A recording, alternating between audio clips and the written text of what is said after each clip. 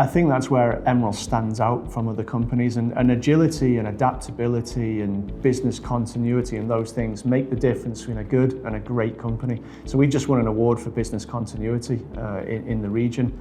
And that doesn't mean that we had a paper or a process written for every eventuality. What it meant was that we targeted good people that were adaptable and great at what they do, and then we put them in the right roles. So I was very confident when the pandemic did break, I already had a crisis team, a crisis management team and plan in place that I just pulled the trigger on. So I picked the phone up to the guy that heads that steering group, and he's somebody that's been trained in things like, you know, hostage negotiation, crisis management, those kind of things.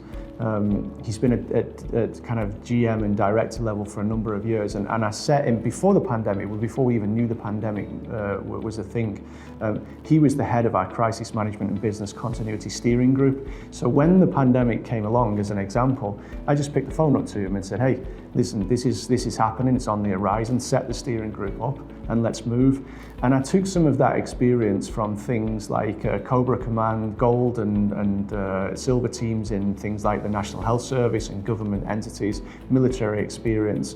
And so I think, as I said, you can't plan for every eventuality, but you can have people in there that have got a skill set that is adaptable and can adapt to any crisis that you come across. So we were very successful in that. We didn't need to change any of our standards because they were already world-class standards anyway. We didn't really need to change any of our approach or management styles in the way that we worked. We just pulled the trigger on that crisis management group, and we just weaved within the difficulties that we were presented with.